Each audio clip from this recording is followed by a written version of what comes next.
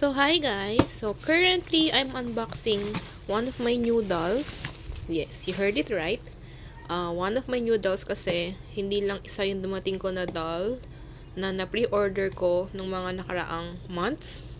And ito, si Bratz Bursary 2025 doll. This one is si Jade. Ay, Jade ba? Yes, it's Jade. So, natanggal ko na yung bubble wrap niya. Natanggal ko na yung nasa ibabaw na cling wrap. So, I will cut lang yung sa plastic. I mean yung tape dito sa ibabaw, guys. Wait lang ah. So, this is my first Bratz na limited edition doll.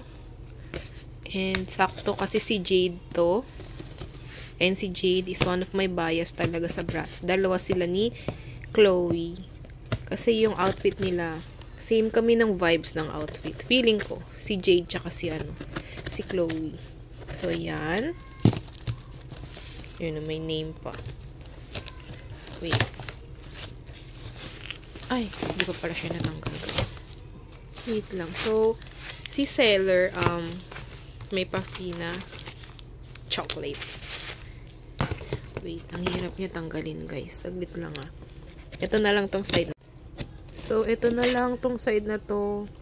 Ang tatanggalin ko. Marami naman nang nakapag-upload about this doll. But I won't be doing unboxing, detailed unboxing. I'll just show you yung doll mismo. Kasi, I consider myself as an inbox collector talaga. Parang mas na-appreciate ko yung dolls kapag nakabox sila. So, ayan na siya. Oh! Wait lang, guys, ha.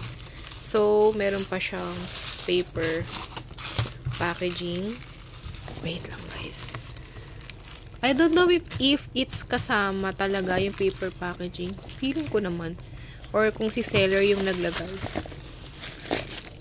OMG, dito pa lang nagaganda na ako sa kanya. Wait lang, guys. Tatanggalin ko lang, ah. So, ito na siya, guys.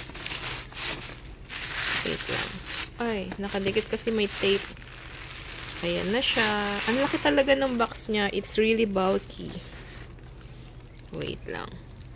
So, yung packaging niya is really bulky pala talaga. Pero ang ganda niya i-display. Sakto kasi.